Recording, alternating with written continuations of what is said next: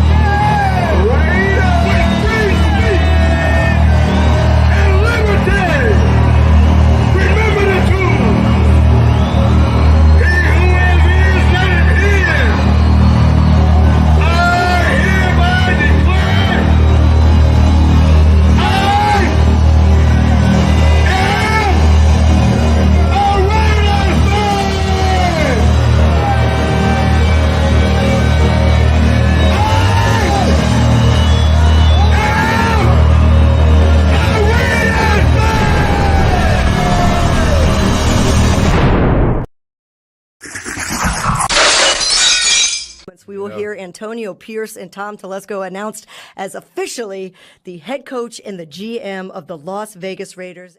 Introducing a new friend with a brand new name. His name is Mr. Tom Telesco, the general manager. And now I'd like to introduce an old friend with a brand new name, Antonio Pierce, head coach of the Las Vegas Raiders. So first, I just want to say, thank you to Mark Davis.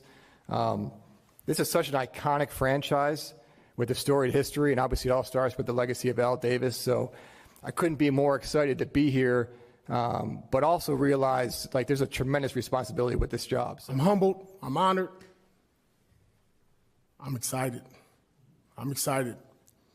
When you have the belief, you have the trust, you have the accountability, you earn respect, you do it the Raider way. You buy in, you understand that nobody's bigger than the shield and the patch, and that you play for a lot more than just the name on your back. There's a lot of people that we affect by wins and losses. We understand that, and we don't take it lightly. Our vision is clear. Win a division, get into the playoffs, and host that Lombardi Trophy. That's not a promise. That's our vision. Our philosophy is simple. Real simple. It's the Raider way. Pride, poise, passionate, a love for the game, and just win. It starts with our DNA. Ill intent, physicality, toughness, speed, attitude, full-blown Max Crosby effort. It's not going to be easy. It's not going to be overnight. I'm not promising anything along with Tom. But I do know this, you're going to get the best out of myself and Tom. We're going to exhaust every possible resource and ounce of sweat, tears, and effort, and night, and minute, and second that we have to turn this bad boy into a consistent, winning organization that it's used to and that it deserves. Raider Nation, that bad boy good. That bad boy ready to rock. And like I said before, I am humbled and honored to be a kid from inner city Los Angeles, to be the head coach of a team that he grew up watching, rooting for, cheering for, rocking the colors, rocking the starter jacket, and now sitting here doing each and every day with the purpose of one thing only, just win. But we always end all our victories a certain way in the locker room. So we got a packed house here. We're going to see how everybody's vocal cords work. So stay with me. You ready? Raiders! Yeah. Now we warmed up. See, that's what we're talking about. And just like that, today, the press conference of Antonio Pierce and Tom Telesco officially introduced as head coach and GM respectfully. Respectfully? Is that how the phrase goes? Respectfully. No more speculation. No more speculation. We got our man at head coach, and we got a surprise at GM. Surprise! And with that, we go into our show. Everybody, why are you talking the music for? It's the rocking out, bro. It's the rocking out. All right, hold on. Where is? And welcome to the cage match right here. Our Wednesday show that's going to go on throughout the offseason, because just like everything that is Raider Nation, there is no offseason. Asylum. We're just like Max Crosby. There's no offseason. We do this. There is no offseason. We're preparing for next season, getting ready, giving you all the information, giving you everything that's happening when it happens. So, there's no offseason for us. Not on a Wednesday anyways. This is our Wednesday nights, giving you guys the Raider information that's going on, or our ideas on what should happen, is happening, or could happen. It's a lot of happenings. What's happening? What's happening?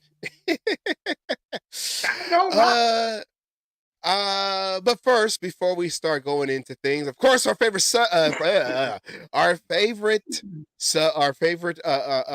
whatever. What we like to do on the show? Segment. There you go. Segue, segment, whatever. Shameless plug. Take it away, Asylum. All right, go to YouTube, go to the Cage Match Show, like, share, subscribe, hit that little bell. Go to if you don't do YouTube for any reason, I know everybody's not, sign up, become a subscriber. It helps. Trust me, it helps. So yeah, we need to add subscribe. Don't forget to subscribe if you're not a subscriber to the YouTube channel. Otherwise, you can catch us on our Facebook pages. Excuse me. Oakland Raiders Savage. Hey. Or Asylum. Hey. Like, share, and if you are into all that other stuff, give stars, do anything you can to help us get out there and show that people are liking the show, to help us create more of this content that you like to hear and see. And we'd like to thank those who are watching live. We have three viewers right now. We appreciate it. I don't care. I don't care that we have three. We have 3 people here. We want more. We got 3 people. We got 3 people. We want more. Hey, there was 3 people on that picture. Mark Davis, AP, and Tom Telesco. Maybe that's the 3 that's watching. Hey, I know one of them. I like that. I know one of them. Watching, right? I know one of them is my sister. She goes, I like how one wore silver and the other wore black. Yeah. One. Yeah. That's our colors. She says this show is information and education. So there you go. We come from a public education. Yep. So we like to share it with the public. Segment fool. Yeah, I know. Oh, and don't forget our partner Dubby. Go to WGG. Type in Cage Match in the promo code to get 10% off your whole order. Don't forget WGG for your energy, so you can keep up with Max Crosby, because you're going to need your W in order to keep up with Crosby. W for the dub, W for the win, W like Max Crosby, Max Crosby, W Crosby, W Crosby, W. You imagine Max Crosby on some W? Nobody be able to match that energy. Oh yeah, that'll be next level on the W. Now, with that, we have our new head coach. Actually, no, let's go back to what I was going to ask you. After seeing the press conference and everything, what is your take on what Tom Telesco and what AP said in the press conference? Well, AP said the same shit that he basically said in his first press conference.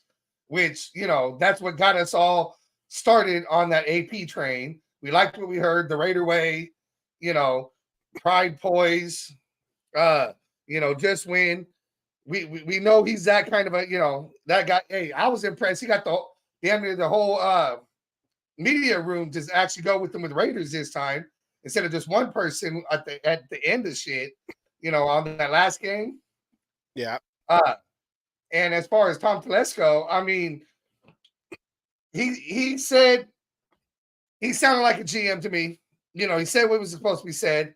It was kind of a little surprising, that comment. This is a historic franchise. It's you got to kind of I can't. He just said it. Watch our intro, you'll see it. Anyways, I don't think he was really thinking he was in the running to get the job, and then I think he was as surprised as everybody else. Yeah, that he ended up with the job. Well, the one surprise that all of us didn't see coming, and we know that he was interviewed, it's early. Funny though, because the day that I heard that he was getting his second interview, I had this funny feeling that I'm not trying to say I knew or anything else like that, but you got that funny feeling of why are they all of a sudden bringing him in for a second interview? Can he really get the job? And it was just one of those, you had it in the back of your mind that maybe, just maybe, because all you heard throughout the whole time was the whole hiring committee was split down the middle between Champ and Ed Dodds. Yeah, and that was they were split. So it's like, why are they bringing this guy in? And then all of a sudden, it's like, you think Mark Davis would actually do it? And Mark Davis did it. And that was the surprise to a lot of people. Everyone assumed, and a lot of us were. I thought so. I thought they were going to go with Champ Kelly. I thought it was Champ Kelly. Champ Kelly sat in on the quarterback. The head coach. The interviews. Yeah. Champ Kelly was bringing in players for on futures contracts. I mean, he was running the show like he was going to be GM. I mean, I truly thought Champ Kelly, it was his job hands down. Yeah, and we kept hearing Mark Davis, he loves Champ Kelly, but then he also loves Dobbs from Indianapolis. Dobbs. Everyone kept spelling it Dobbs, and it got stuck in my head. Dodds from Indianapolis. So it was kind of like a. No, go ahead. Sorry, finish. No, I was going to say, I heard that when he hired McDaniels, Dodds damn near had the job. It was McDaniels who wanted to bring in Ziegler, and that's the only reason why Ziegler got hired over Dodds, was because the coach wanted him. They also said the same thing about Champ Kelly, that Champ Kelly was high on that list to be GM when McDaniels was hired. So both of them, it was kind of like, this is not the finals. Like, we almost had it back then. Now it's us, between us two. Champ Kelly and what's Dodd's first name? Ed Dodds. Ed Dodds in the cage match. Hey, in the cage match, who's going to take over for GM? And then ding, ding, ding. Here comes the special guest referee. No, like the Royal Rumble. Here comes Telesco with the Money in the Bank fucking briefcase to get his title shot right after the fucking match. And fucking turned it in, and got the 1, 2, 3. It's like, you listen here, guys.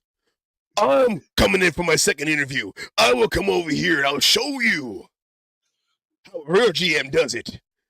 Tom Telesco, career highlights. It was a surprise hire. We all, we knew we knew he was getting the interview, but we didn't know that he was going to come in and basically take the job. He started off with the Buffalo Bills in 91 through 94. That was during their the Super Bowl run that they had, 4 years, no rings. Carolina Panthers, he went over there, scouting assistant, 95, 96. And then he ended up being the area scout, which is, I guess, it's an area that he scouted. I never heard of area scout. That's a new one for me. So I'm gonna have to go and study that one.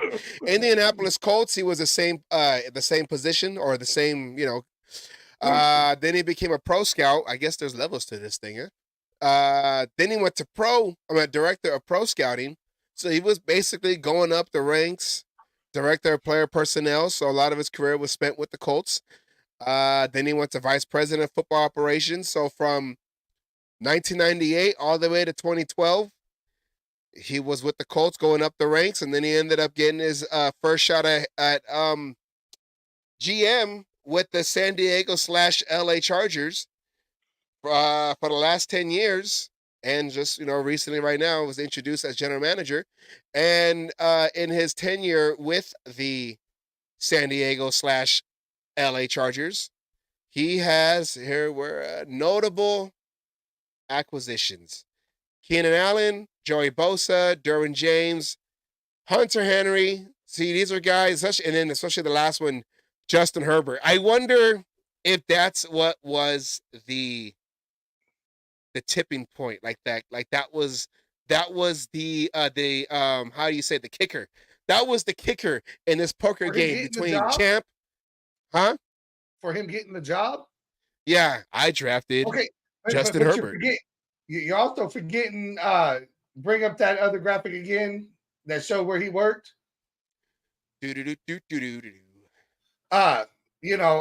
Pro Scout Indianapolis. He also brought in Peyton Manning and Andrew Luck for Indianapolis. That is an interesting. He's got that eye for talent. He's supposed to be a magician with the early rounds of picks. When it comes to picks, and he has eye for quarterback talent. Obviously, if he brought in Peyton Manning, Andrew Luck, Herbert is a young guy. I mean, Herbert's supposed to, they keep calling him a franchise quarterback. And shit, he's got an eye for talent. Yes. And I'm sure, I fully believe, okay, I'm going to go into this. I know a lot of people are saying this is a safe hire. I don't believe it's a safe hire. I don't call it a safe hire. I call it a smart hire. Okay. Mark Davis has failed with first-time GMs, first-time head coaches and first-time GMs. And we talked about this earlier today. He's brought in first-time GMs with experienced coaches, and it hasn't worked. The Reggie McKenzie's, the Mike Mayock's. Yeah, and Ziegler. Yeah. And Ziegler was not a GM beforehand. Now, granted, all three of those have had hits as a GM when it comes to scouting talent, but for shit, even back when Al Davis was still alive, we were struggling with first and second round picks. Yes. We reached for a lot of them. There was a whole lot. We do great third round on. We find diamonds in the rough, and they Max Crosby, great play. Khalil Mack. Khalil Mack, wasn't he? He was number one. No, he wasn't first round. Yes, he was. Khalil Mack was the first pick, and then Carr was the second. But he came from a small school. Yeah, a lot of people saw it as a stretch until he comes out. But anyways, it comes down to, I don't see it as a safe pick. I see it as a smart pick. He got experience, somebody who's experienced. He comes from the when it comes to GMs, and you'd have to look more into this, but he started, we have coaching trees, but we have a GM tree. Bill Poland, and as Hondo put it, if there was a not Mount Davis, a Mount Rushmore for GMs, he's on the Mount Rushmore. Bill Poland. So, he's got, one of the best GMs to ever do the job. He started learning from and worked his way, into these positions. His people said, I heard on some shows that how they worded, God damn it. Oh, he was collateral damage with the whole, Staley firing and shit like that. It wasn't After on the him. 63-21 loss to You know, our Las Vegas Raiders. But, he's the one who hired the head coach. So maybe he struggles there. So let's look at this, how this turned out with Mark Davis wanted to start off with hiring a GM first and then bringing in the head coach. Ends up bringing in the head coach and then hiring the GM. Was this Mark Davis's plan all along? Because he was not going to let AP go. So he brings in AP because maybe Telesco struggles with finding the proper coach. Now, granted, I've also heard the Spanos don't like spending money until today. So he brought in the head coach. Now he's got to work with Telesco. Telesco's got to work with AP. So now we got somebody. What do I want for my players? This is what I'm looking for in a player for this position. Telesco, who has the eye for talent. He's brought in talent. I mean, we go with Peggy on Facebook, and we'll have her next week, and I'm sure she'll talk all about this. You go, our last 53 draft players that we drafted, 6 are on the team. No, 6 are in the league, 3 are on the team. Some shit like that. Yet he has a lot more that's in the league. It's about getting the right people for the right price. He's brought in free agents that have helped the team. His problem was coaching. The coaching couldn't get this talent to play. Now you got a coach who can get talent to fucking rally behind them, run through that wall, give 120%. And now you got a GM who can spot talent, say, okay, this is what you need. Here's a player for you.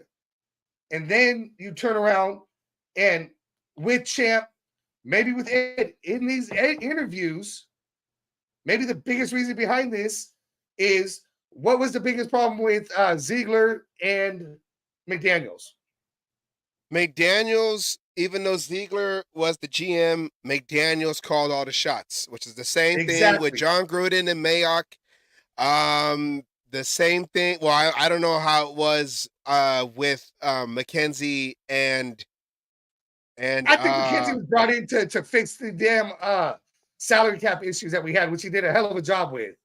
Yeah, he was doing the books. Yeah, I think that's what he was more brought in for. But that's the thing. With Champ Kelly, would it have been a similar situation? We've heard Mark Davis say Ziegler was the one in charge.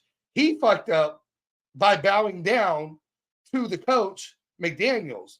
Now we have a GM who might be willing to stand up to a coach if he doesn't want to go a certain route. We keep hearing this shit about CJ Stroud. Yeah. Ziegler wanted to go get Stroud. McDaniels said no, and we didn't go get Stroud. And then the same thing was McDaniels wanted Garoppolo, and Ziegler wasn't a big fan of that acquisition. But McDaniels got his way. So Ziegler, being the GM, was not able or couldn't tell McDaniels, the guru of all gurus, the names that they would give him. He couldn't stand up to him, and we saw the results last year before they both got canned. So I see this as a smart hire. This is Mark Davis being smart, thinking about everything. And here's another thing. With this situation, what does he have? What does Mark Davis have at hand or is capable of doing right here if things go sour? Say that one more time. What advantage does Mark Davis have now? Let's say 2 years from now, things ain't working out the way they're working out, one way or the other.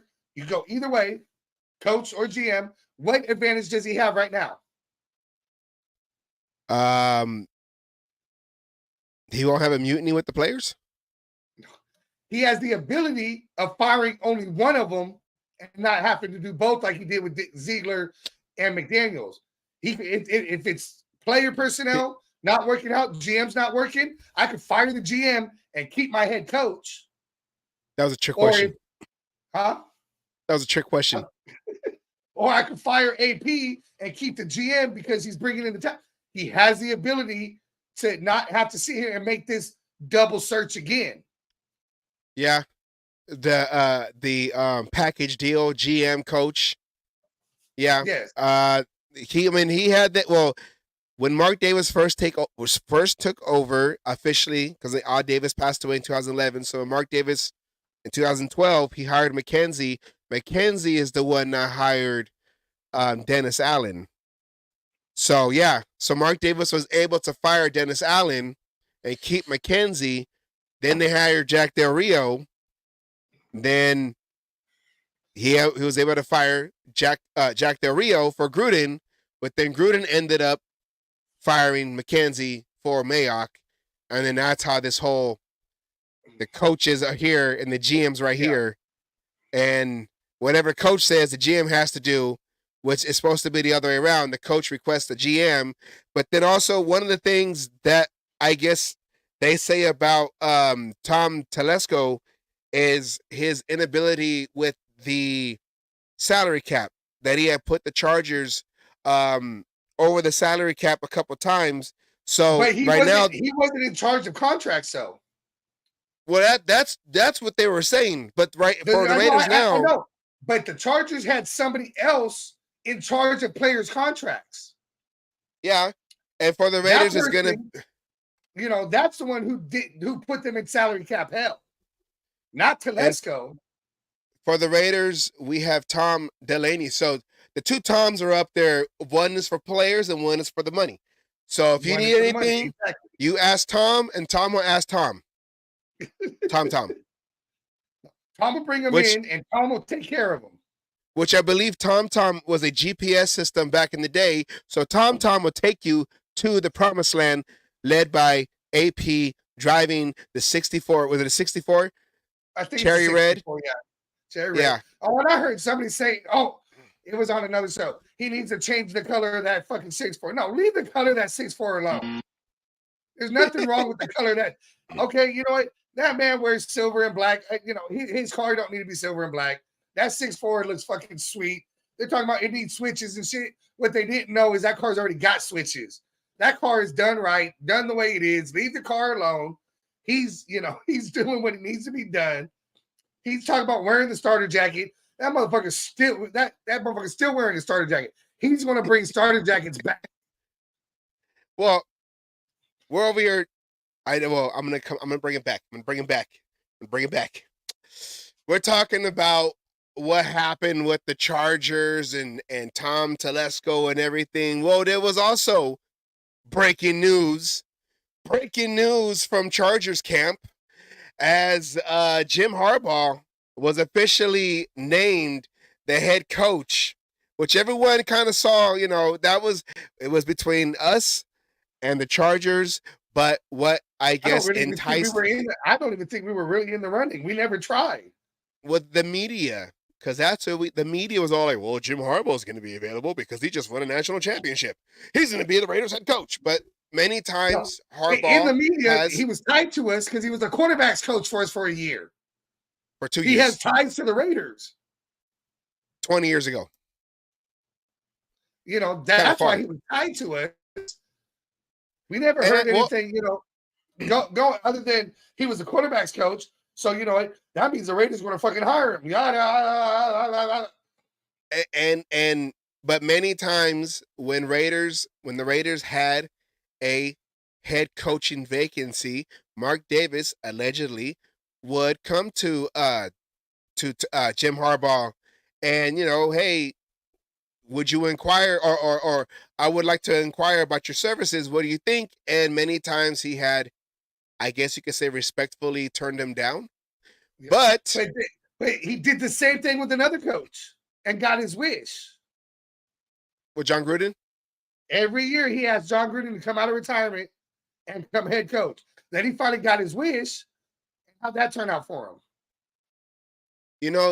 the John Gruden second stint, I would say, for me, I believe it should have an asterisk because they always say, well, John Gruden got fired. John Gruden didn't get fired. John Gruden got what up, Rick, out of the islands of Hawaii. John Gruden resigned, so what he said was to not be a distraction to that Raider team in 2021. John Gruden, which I believe, and this was said on the YouTube show Raider Fan Radio with Raider Rob, Stoner Dude, and Black Hole Steph, that was a hit job on John Gruden, which John Gruden is in court, and you know he could have that thing done and win that case. But anyways, going back, he was getting that team going. That team was 3-0 before those emails surfaced from 10 years ago, whatever. And no, it was like 20 years ago. Yeah, it was fucking forever ago. And I guess that became a distraction because that was the main story going into that against the Chargers, that Monday night game, that for some reason got delayed due to lightning, even though they're in a closed. Well, I know it's not fully closed, but it had open signs. But yeah, it was fucking a bullshit fucking reason to delay the game. They're in after covered area. Yeah, no, after that, smoke section, a smoking section. That's what they're in. They're in a smoking section. So after that, they ended up losing that game, and he ended up deciding to, because Mark Davis wasn't going to fire him, but he ended up deciding to resign. And the NFL was pressuring him to fire Gruden, and he refused to do it. And Gruden made the decision that he was going to resign so he wasn't a distraction because the team was playing well. So what do you think now? Now, say Jim Harbaugh is now going to be the head coach of the Chargers, which we all kind of knew it was either going to be Chargers or go back to Michigan. And of course, they're going to do it on the same day AP and Tom Telesco were officially introduced to the press conference that you saw earlier in the show. Now this is our new Wild West, the coaches in the AFC West. You have Andy Reid, who, depending on what happens this postseason, we don't know. If he wins, does he retire? If he wins it all, does he retire? If he loses, does he still try to go for that one more ring? So, as of right now, Andy Reid is the head coach of the Chiefs, and I would say most likely next year. Sean Payton, who's won a Super Bowl with the Saints, is going into a second year with the Broncos, and of course, we just officially introduced, but he had 9 games, 5-4 with the Raiders last year as interim. Antonio Pierce is now the head coach of the Raiders, and now introducing into the Wild West, the AFC West, the one that they always say is the most competitive division until the actual games start playing, and then the Chargers start sucking, and the Broncos started sucking. They always hype up our division. Jim Harbaugh will now be the head coach of the Tijuana Sparklers. The Bolts, which it's not up here anymore. I took it down. Now you know the experts. What are they going to say? The Raiders are going to say we need Asylum to go over there and start causing havoc with the Die Hard battery, because they're going to think they're top dog now in the AFC West because they got Jim Harbaugh, Mr. Turn It Around, Mr. Turn Organizations Around.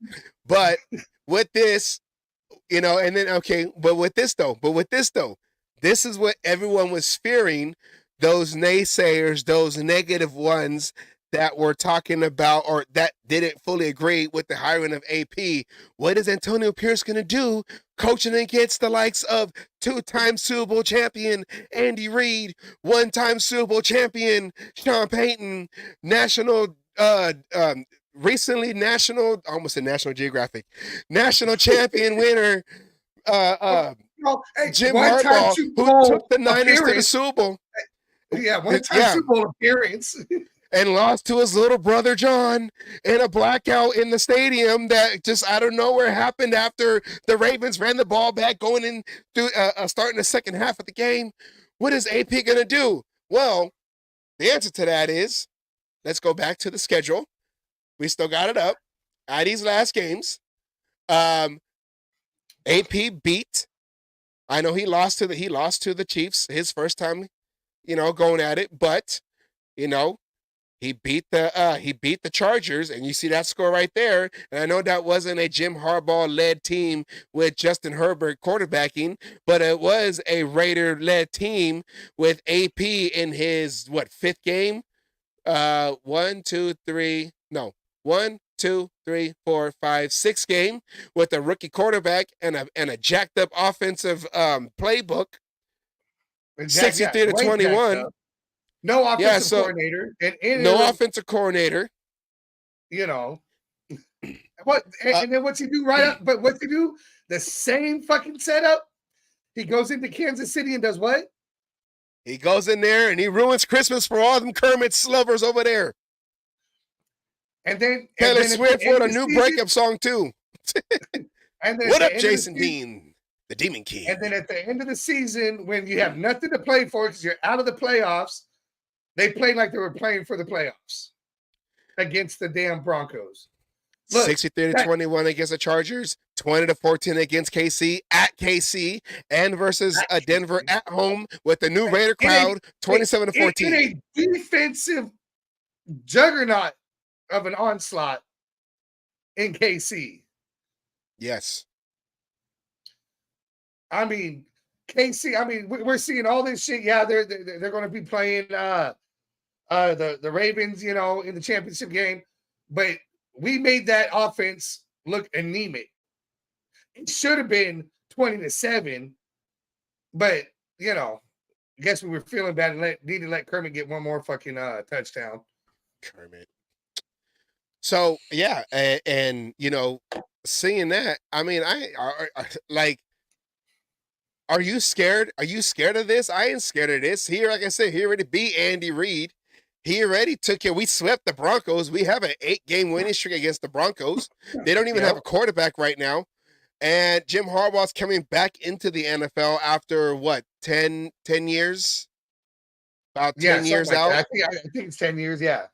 And I know he was still a head coach, and you can compare, maybe he does like a Pete Carroll, where Pete Carroll left the NFL, went to USC, won a couple of bowl games, came back to the Seahawks, and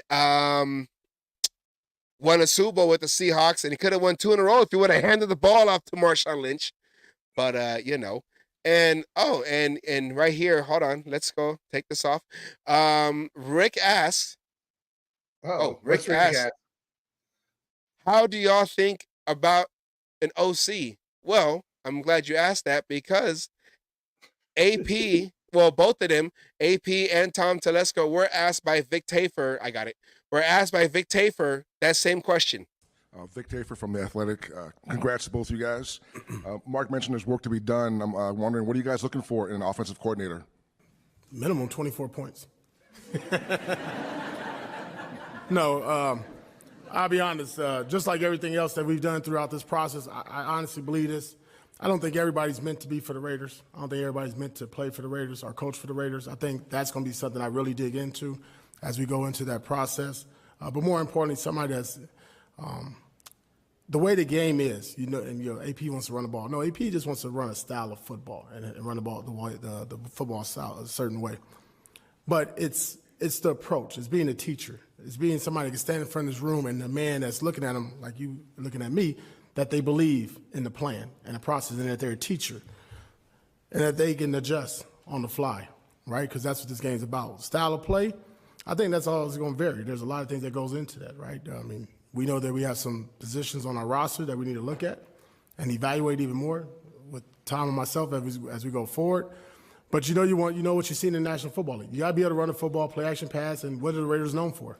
The vertical passing game, right? So we want to see the shots down the field. We want the explosive plays. So that has to be a part of the creativity, You look at the shifts, the motions, all that stuff goes into it. I'm not going to give my whole hat away and tip, but just think of when Raiders were playing really good football, and that's going to be your offensive coordinator, hopefully, as we go forward. And see, not everyone can be, the Raiders have how do you say it?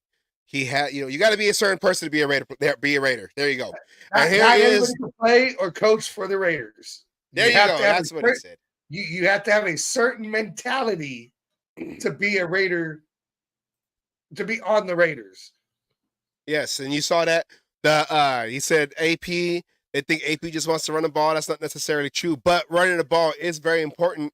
But what the Raiders are known for, and I know every coach. What you didn't show in there, what was missing, is he wants the vertical game, but to be able to run the ball when you need to run the ball.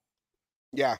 He knows the run game is important to open up the pass, but you don't have to sit there and just feed a running back over and over and over and over and over in order to be, Raiders. And here is the long list of possible candidates that were tied to that OC position that is vacant since the Raiders let go of Bo Hardigree. And with the last three, well, okay, let's go through the list. Of course, people kept talking about Cliff Kingsbury, that he's tied to AP if AP gets the job. But didn't he just recently interview with somebody else? No, he hasn't recently interviewed, but he has an interview with somebody else. Okay. For the same position. Edgar Bennett, who's been on the Raiders staff since I believe it was 2018 or 2019. So since the Gruden tenure or the Gruden stint, he's been like the one coach that's been staying on the staff. He's been considered, but and I saw that and I thought about it, like if Edgar Bennett was one of the longest, tenured assistant coaches on the offensive side with the Raiders, how come he wasn't elevated to offensive coordinator when they fired Lombardi along with McDaniels? How come Edgar Bennett wasn't elevated and they brought up Bo Hardigree? Is it because he was the quarterback coach and the closest coach to the quarterback coach? I think it's because, you're going from wide receiver coach. I know when, we brought a special teams coach in as our interim head coach, but I think when it comes to for calling the plays and working with the quarterbacks and all that, I think Hardigree was probably the logical choice. Being the QB coach, he worked more with the quarterback, in the offensive scheme. Yeah. So that's probably why that happened. Or they just wanted to give Hardigree the chance because, as people have been saying, we've said it, and other people, he will be an OC somewhere at some time. Yeah. Might not be this year. It might not, be next year, but he's going to be an OC somewhere. So obviously he showed something to earn that interim OC job. Yeah, and you got names on well, the last three were guys who have been Luke Getsy, Alex Van Pelt, Mike Sullivan. Alex Van Pelt, I believe he was interviewed yesterday. And Mike Sullivan was interviewed today. Oh no, I think they interviewed a couple of coaches today. Yeah. I just heard they did hire a defensive backs coach today. Yeah. I don't remember the name, damn it. But so I don't know who they interviewed today. I was trying to find it, and my insiders have not been able to figure it out. But I know the biggest names that have been tied to us right now outside of Kingsbury has been Zach Robinson, Luke Getsy, and the last three, Alex Van Pelt and Mike Sullivan. Yeah, and Alex Van Pelt, I think I was listening to the Raiders radio station today, and I forgot who they were talking to, but he said Alex Van Pelt is a guy that he likes. All three quarterbacks the Browns had this past season, starting off with Watson. He did okay, but he had that shoulder injury that was lingering the whole time until he was finally placed on IR. Then they had the rookie who was outshining Watson before he was put on IR. Then they went and brought up Flacco from the streets, from the couch, from the casting couch, to be the quarterback to get them to the playoffs. And he looked good. He looked good. Those 3 games he played up until that playoff game. But I mean, he I would say he did pretty well. He did pretty well last year with the 3 quarterbacks. He also did well with the rookie quarterback during preseason. I mean, he's, he went to the Browns in 2020. Wait. Hold that thought. Hey, Rick, I just want to say thank you because here in this show, we make our own graphics. We put together our own information, and then we go and present it to you guys because we want to be different, authentic, and show that we are actually putting the hard work and not just reposting things that we see out there on social media. So I appreciate that, Rick. Thank you very much. Okay, now go ahead. Sorry. Well, I'm just saying, in 2020 is when he started as OC with the Browns. And you look back in 2020, and over the years, the Browns offense has made a big step. They've been, playoff contenders, talks about, possibly being upsets, going since he's taken over as their OC. Sorry, I believe that was for Edgar Bennett. Maybe he didn't want it. Maybe they asked Edgar and he didn't want it. Maybe he didn't want it. Maybe because he knew the pressure that would come with it. Maybe. But Demon King also likes Kingsbury and Kubiak. I don't want Kingsbury. Kubiak, I believe, is from the bloodline of the Kubiak that coached the Broncos. Gary, yeah. Offensive mind. Yeah, I'd have to look more into Kubiak. I don't want Kingsbury. I don't. He's because you get Kingsbury, all you're going to hear about and everybody's going to want is to draft fucking mobile quarterback. And we all know I've made it perfectly clear how I feel about all that shit.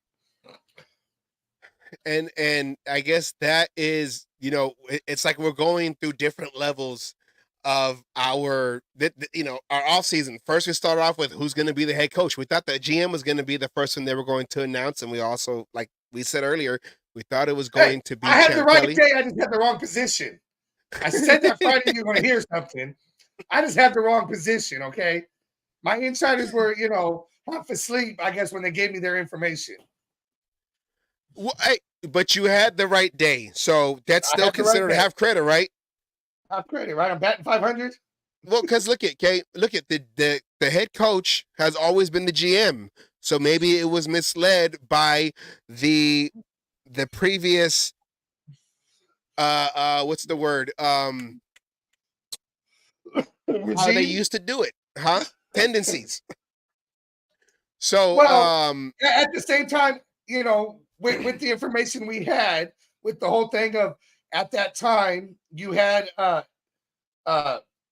GM sitting in on the quarterback. Keep wanting to see on the head coaching interviews. The way things were going, it was almost a given. We knew how things were going, and why would you have Champ Kelly sitting in on interviews? Why wouldn't you have named him first and then done all this? I mean, I could put 2 to 2 together, but sometimes it comes out to 3 instead of 2. That's that core math they're trying to push on our kids. That's why. I don't understand that shit. I was trying to do the core math. I need to go back to the regular math. Well, it's like when we were talking a couple of days ago where math is supposed to be a proven subject, and even that's being argued because everybody has to argue about something. I don't have that picture up, but like you said, here's a rock. For you too. I know. Well, this whole breaking news kind of threw me off with everything. And then also, like I said, with the new lineup in the Wild Wild West, the new Wild Wild West, with these coaches coming in, you know what? And look at, okay, I like this. I like this right now, okay? Let me tell you why. Because the Raiders always do well when we're the underdogs. Oh, well, the Raiders are not going to go and beat KC again because, you know, look at their offense. They were just on an off day. It was winter. They don't know what's going on. They weren't even trying to, because it's the Raiders. Yeah, they also lost the first seed, but they're not going to give that to us. And with Sean Payton, well, Sean Payton was having quarterback issues. Just wait till we get this home guy in there, and then they're going to start, you know, slinging the ball around. And then with their defense that they have in Denver, the Raiders aren't going to be able to beat them, especially up there in Denver in the cold, mile high, thin air. And then now with Jim Harbaugh, well, the Raiders are not going to be able to go to. I mean, they always split the series 1-1 with the Chargers. So now with Jim Harbaugh, a proven coach that the Chargers haven't had in a long time, with Justin Herbert, who Jim Harbaugh is a quarterback guru, and he can turn him around. He got Colin Kaepernick to a Super Bowl. The Raiders are not going to be able to go into San Diego, go into Los Angeles and beat the Chargers. The Raiders have this rookie head coach. Right. Tijuana Sparklers, goddammit. The Raiders are not going to be able to go in there and beat the Chargers with Jim Harbaugh running things over there. I like it. Because they're not expecting us to do much, and then we're going to surprise the league. Oh, we're going to surprise the league. Look, this is all veteran head coach. We got the only rookie head coach. Yeah, and the only team that the Raiders usually lose to is who? Kansas City. No, themselves. But now with AP, see, I got a trick question too. The only team that beats the Raiders is usually the Raiders. That's what I'm saying. But with AP, for the most part, the Raiders had the best or had the least amount of penalties. So the Raiders weren't beating themselves. They did have that, you know, the two questionable ones against Indianapolis. Only what was it? 3 or 4 teams to have 2 games with no penalties in 20 years. Yeah, no, it's been long. I think it was longer than 20 years. It was 20 with it was the Patriots, I think, in their the Patriots won of them 2017, 16, 2016, I think it was. I think the other one was like the Eagles or something, like in the early 2000s. I can look it up real quick.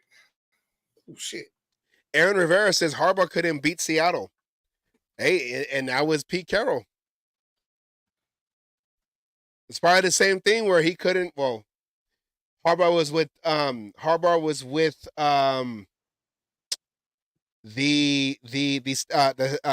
Stanford Cardinals, and he was always going against Pete Carroll with USC, right? Was that around the same time? Or the Pete? No. I'm sorry. No, Pete Carroll already came up. Pete Carroll already came up to the NFL at that time. So never mind. Scratch what I was going to say. Audible. Okay. Oh, Omaha.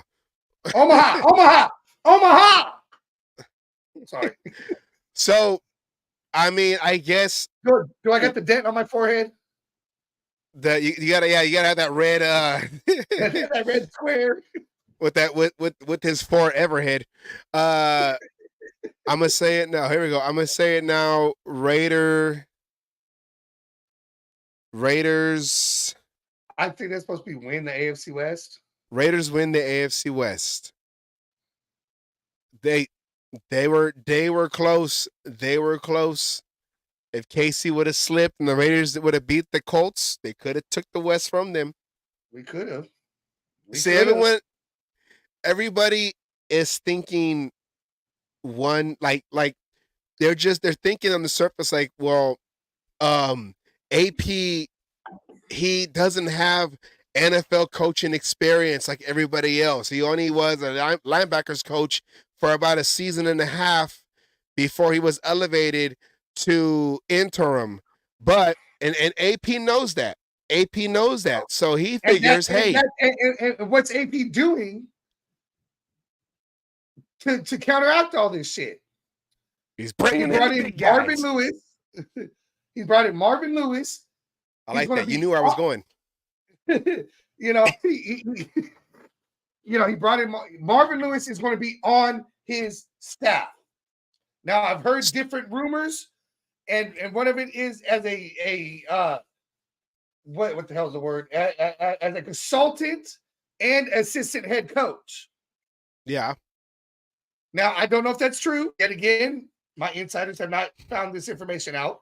But he's going to be on the staff, so he has somebody to lean on with head coaching experience, who has had success as a head coach. Not just, and then no, go ahead. He turned around a Bengals team that the Bungles. They were like the Browns of the team. They were down in the dump, and he turned them around. So he's going to have that, and then he's bringing in Tom Coughlin, who beat Brady how many times? If I remember correctly, Twice. One of those teams was the undefeated teams, and they couldn't finish that out. They let the Dolphins are over there popping champagne because they're still the one team that made it through a whole NFL season, even though it was 14 games when they played, 14-game regular season. But they're still considered. They still get the title of undefeated. Having the only undefeated season in NFL history. But yeah, he's brought in Tom Coughlin until next year when the Raiders do it. As a consultant to help him build his coaching staff. Yeah, so Tom Coughlin, Coach Antonio Pierce from 2005 to 2009. Sorry, 2000. Let me. These are not prescription sunglasses. 2005 to 2009 with the New York Giants and won Super Bowl XL1. Oh my God, this is 52. No, this is 40. This is 48. No. What is L again? That's 50, right? XL was 50. 52. Yeah, 52. There you go. After the way it goes, yeah. The one after goes in front, yeah, some shit like that. And then Marvin Lewis. Marvin Lewis, Coach Antonio Pierce at Washington Redskins. They were called the Redskins at the time. Everyone out there, don't freak out. Cancer culture. We're still gonna. If the NFL can't cancel us, you can't either. Coach Antonio Pierce at Washington Redskins as defensive. Pride too. Yeah, we were on their desk and they tried to stop us, but we got all our shows back. Defensive coordinator in 2002, and also worked with him at Arizona State from 2019 to 2021, and was co-defensive coordinator with Antonio Pierce in 2020. So let's go a little bit. Let's learn a little bit about Tom Coughlin first. That was one of the main guys he had brought in. Well, he brought them both this past end of the season during the bye week. But let's go look at Tom Coughlin. Tom Coughlin's coaching career. He goes all the way back to 1970, Rochester Institute of Tech. Before I was born. Coughlin is an old guy. He's old school. I'm not saying he was. I'm just saying that was before I was born. I know I'm fucking older than dirt. No, I haven't met Jesus. Hey, Kay, Jesus, he's everywhere. He used to mow my lawn in California. Okay, that's Jesus. Syracuse. See, I'm saying Jesus. Syracuse. Syracuse. From 1994 to 1974 to 75 as quarterback coach. So he's an offensive guy. He's probably going to help out with rounding out the OC, the other offensive coaching vacancies that we have. Line coach and quarterback coach are vacant right now. Offensive line coach and quarterback coach on the offensive side. Coaching receivers with the Eagles, the Packers, the Giants, and then he went back to college and was head coach of Boston College, came back, and when the Jaguars were inaugurated in 1995, he took them to 2 straight AFC Championship games as head coach with Mark Brunell, right? Who is also a candidate in the OC on the last list we had. See how they all tied together. What if he gets the job? That might make sense because at the Tom Coughlin tie-in. It could. Oh, see, we're putting things together right now. New York Giants was the insiders are starting to work. there they go. They're all everything's turning, everything's churning. All these ideas, we're out here just trying to throw out ideas. We're trying to Rumor keep the mill. spaghetti's down. We're throwing it against the wall and hope it sticks. Hey, that's crazy because we're supposed to have spaghetti tonight too. I can't wait. Yeah, that's how I can tell the noodles are ready. We stick them to the wall, but I used to leave them there so people can see. Yeah, see that spaghetti? 2 years ago, that spaghetti was ready. See, I left it up there. I wrote down on a date underneath it. And then the New York Giants head coach, where Antonio Pierce spent most of his career. I mean, it was a 9-year career. Won a Super Bowl. He has Coughlin has 2 Super Bowls as head coach, and like you said, both against the hated Patriots. NFL head coach, 182 wins to 157. That's overall. Regular season 170 to 150. It's a winning percentage. It's a winning percentage. Yep. Postseason 12-7 with the 2 Super Bowl wins. Coach of the year of 1996, and he was an assistant coach under Bill Parcells with the Giants. They won Super Bowl 25. And then as head coach, those ones like the XL2 and the XL. This is like the next Rocky movies that are coming out. So that is Tom Coughlin's background, and then we're gonna go to by saying the Raiders win the AFC West at 12-5. Raiders beat the Broncos twice, and everyone else splits. I'd rather sweep the West. I want the Raiders keep the Broncos streak alive, and they beat them. They be 10-0, and then I want them to sweep the Chiefs. That's what I'd love to sweep the Chiefs. Oh, I want fucking a whole year talking shit out here. A whole fucking year. He who committed the frug. Oh, I got the voice changer here. Anyways, and then now let's go into Marvin Lewis, his other advisor. Now, Marvin Lewis is traditionally from the defensive side, starting from Idaho State from 1981, linebackers coach. So he was a linebackers coach for the majority of his career as an assistant. Pittsburgh Steelers, linebacker coach. The Ravens, he was a defensive coordinator when they beat us in that championship game in 2000 and beat the Giants. And that defense is considered one of the best defense in NFL history. That goes up there with the Bears, the 85 Bears, and there's another one, another historic defense I can't think of right now. But he went to the Redskins right there where AP was at as a player. He was an assistant coach. The Purple People Eaters? No, they're just notable, but they're not like historical.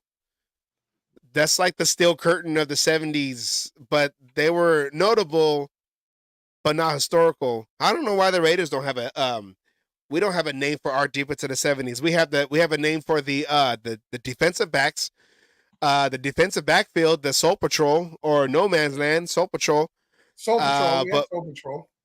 We don't have a name. We don't know Silver and Blackout. I don't know. I'm just making stuff up. And then Arizona State, where AP started coaching in his in college, spent a lot of his time working alongside Marvin Lewis, especially as defensive coordinator in 2020, co-defensive coordinator with AP. So they have worked a lot, as coaches together. His NFL record, 131 and 129 and 3 ties. Regular season 131 and 122 and 3 ties. Postseason. Internet says the Pittsburgh Steelers. The Steel Curtain. As what? An historic defense? As the third. No, it has to be a year. It goes Ravens and then the Steel Curtain. That's what I said. The internet. I didn't say me. The internet is not always right. Okay, they might be undefeated, but they're not always right. True. If it's on the internet, it's true. Yeah, that's like that one meme that says all females on Instagram are professional models, and all guys who play Modern Warfare are considered soldiers. I'm a soldier online. All right, Yeah, and you know what? I am a professional fantasy football player. Pulled a hamstring. He was also named Coach of the Year in 2009, but his postseason 0-7. And I just think they had a lot of bad luck. I just remember that one game when Carson Palmer got hit low in the knee they were playing against the Steelers, and that was probably their best chance to at least advance deep into the playoffs. ACL tear, and that was basically the end of the season. I remember that game. An assistant coach with the Super Bowl champions 35. That was 35 was I'm stupid. The Ravens, duh. He was offensive coordinator. Defensive coordinator. And he has won a national championship in 1981. So these are AP's guys that he's leaning on when it comes to the stuff he doesn't know, that he doesn't, as a head coach. AP is humble enough to go to guys, to lead him. I say he's humble. He even said he's humble, but he's smart enough to know what he doesn't know. It's the same line out Mark Davis said, but Mark Davis always gets in his way. AP is really trying to learn how to be a head coach. He is. They were named the Raiders. I like that. We don't need no stupid name. We're the Raiders. We're the Raiders. Hey, AP just said it, right? Not everybody could play for the Raiders, Marcus Peters, or coach for the Raiders. We got to find the right person. So with that, that's who he's leaning on. But like I was gonna say earlier, is I guess everything depends on who we get as offensive coordinator, which will go to the next step. Which would be the next step, because you got your GM, then who's going to get the players. So that's important. And then you got the head coach who's going to lead the players. Then you have the offensive coordinator. And tell the GM what kind of players he's looking for. Yeah. And then you're going to have the OC, which the offense was the only problem when AP took over. That was the only issue, the only problem on, with the Raiders. He said it in the thing. OC better score at least 24 points. Yeah. So that is the next hire we're looking for, because we want to know, which is the next and final answer that we need, is who's going to play quarterback for the Raiders in 2024. Well, I know. Spicy here. Am I supposed to be, caliente? Are you trying to get me caliente? Well, this is a day, like, it's a Raider day, okay? And all of us who do these podcast shows, all of us who call ourselves diehard Raider fans, we are all GMs and head coaches in our minds. We all are, because we all know legends in our own mind. We're all legends in our own minds. We are legends. I was born to lead this team. Like AP said, in my starter jacket, I have a couple Raider jackets. I got to take it to the cleaners though, because they're old, but I need to revive them. I got some nice ones too. But I got some nice ones. I got one that's missing. I better come back up, otherwise someone's going to die. These are the top quarterbacks, top free agent quarterbacks as of right now that are out there. Top 9. And number 1, I wish I had that video. I don't have the video up because the press conference took it was priority. So I don't have the other videos up that I wanted to play. But I'm a defensive coordinator. That's all I need. Special teams. Kirk Cousins. Emphasis on special. Our third, Kirk Cousins is number 1. And in a recent podcast, which I was going to play, but I don't have the video up, because like I said, the press conference kind of took priority. I didn't know it was I didn't know it was coming up. You did. Thank you for the notification.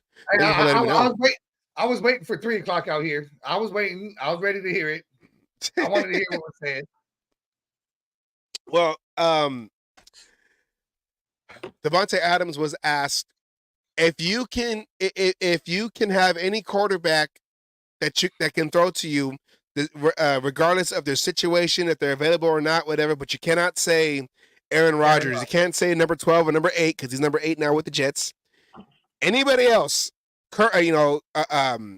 active quarterback, who would you choose? And the first name that he came up with was Kirk Cousins, who can be acquired. Is he a free agent? He still got does he still have years in his contract with the Vikings? Kirk Cousins is a free agent. Kirk Cousins is a free agent. Yes, he's coming off the it was ACL, right? The ACL was it was a Achilles. It was Achilles. That's the new one. That's the new ACL is Achilles. That's what it seems like everyone's getting is Achilles. Kirk Cousins is coming off the Achilles, but he got that right before the trade deadline. So that was like halfway through into the season. He might become available depending on what the Minnesota Vikings might do if they want to move on from him. But he's a good veteran quarterback. Before he went to the Vikings, he was highly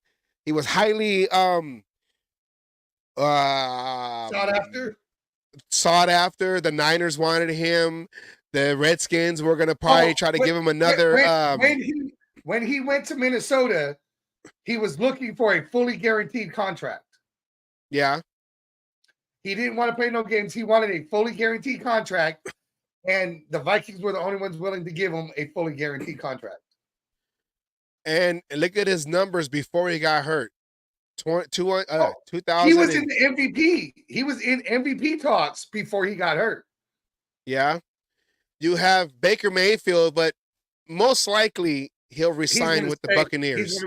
He made it clear he wants to stay with the Bucs. The fact that they made it into the second game of the playoffs, I'm 95% sure he's going to sign. They're going to re-sign him. But what if Brady wants to come back and play one more year? Brady's going into commentary next year. Brady is still trying to be year, whatever you want to call it. Brady is still trying to be. I wonder how Brady feels that he wasn't a part of the conversations or the group that Mark Davis put together to help him decide on coach and GM. Richard Seymour was on that committee. Oh yeah, I was going to say, or the fact that he chose Richard Seymour instead. Be like, you know what? He was an actual Raider. I'm sorry. I'm going to go with that guy. Tom Brady's all like, but I got 18 rings. I don't care. You and me together are building up the Aces, okay? Not the Raiders. Hey, until he becomes officially the minority owner, his opinion don't fucking matter as far as I'm concerned. It doesn't matter, Brady. Okay, so stop trying to Brady yourself. Hey, until Brady comes out and officially says it was a fucking fumble. Fuck Tom Brady. Well, in that documentary that I believe it was ESPN put out, I don't think it was NFL Network. I think it was ESPN. I can't remember, but that one where with Charles Woodson and they replayed it and they went through. They were watching the whole game and they were commentating on their own from each side, and he said, "Well, it was a fumble." I mean, they could be. I told you. You said it. You said it. So he said it by accident, but it doesn't. I mean, if we can go back in time, I need to make myself. He needs to come out and flat out say it. Do they have flex capacitors? I need to install one into my car. Yes, go back buy in one time. at Home Depot. Buy one at Home Depot. You can. I'm not even kidding you. Let me see. Hold on real quick. Continue on with the quarterback talk real quick. Well, you got number 3, Gardner Minshew. And actually, the top 3 have been my picks to come in and challenge Aiden O'Connell, because I want to take one of these guys here. I've even brought up Tyrod Taylor as another guy to come in and compete with Aiden O'Connell for the starting job instead of drafting a quarterback in the first round. Mm-hmm. Again, we're going to have to take out Baker Mayfield because he's most likely going to re-sign. Kirk Cousins probably wins the starting job with his experience and things going. But Kirk Cousins is a good person, is a good player for O'Connell to sit behind and learn what he needs to so he could take over after what, a 2-year contract, 3-year contract. I don't think Cousins is going to get anything more than a 3-year contract. Gardner Minshew is somebody who, if he beats out O'Connell, is another good one O'Connell could sit behind, or is a good backup for Aiden O'Connell because they're similar. Gardner Minshew is probably a little bit more willing to run. Yeah, willing to run than Aiden, but that's something that maybe Aiden could learn. Now I've heard Jacoby Brissett as another one. He's a journeyman. I'd rather take Tyrod Taylor over Jacoby, but I wouldn't be mad at a Jacoby Brissett to come in and for that quarterback competition. I mean, you have a Ryan Tannehill, but I believe he's more kind of like a Garoppolo, where he's just more of a, I'm going to hand off the ball and then I'll throw it when I need to. He does have a better arm than Garoppolo, but yes, he does. But he's more the game manager, especially at this point of his career. Yeah, he is. When he had success with the Titans, is because he had fucking Derrick Henry as his running back. Yeah, and we made it clear that if AP gets his wish, he's wanting to go back to the old school Raiders, which was the deep ball, the pass with the run. I mean, because that's the one thing. Raiders did have running backs that were able to do their jobs when they were called upon. Down the line. But that's the thing. We've always been known for, taking not taking what we can, taking what we want. Taking what we like, taking what we want. That means we should get Watson. I'm just joking. I'm joking. Fucking God, I knew you were I'm joking. Cancel culture, please don't cancel us. I'm joking. That's not funny. I would say, let's say if it was just out of this list that we can only pick from, I would say number 1, Kirk Cousins. Baker Mayfield is most like 98% sure he's going to stay with the Buccaneers. Yeah, Gardner Minshew, and to me, I say Tyrod Taylor. I say because Tyrod Taylor would have been the starter in New York after what's his name, the other dude. I always get him mixed up with the Patriots quarterback. Eli Manning? No. The quarterback now, the one that we beat. Oh, I forgot it. The rookie? It's Matt. It's a Matt, or it's Mac Jones. No, that's Patriots. No, it's not Matt. I know you're talking about the rookie. Yeah, the guy that they got that is garbage. DeVito, not DeVito. But No, not DeVito. Not DeVito took over because Tyrod Taylor was injured.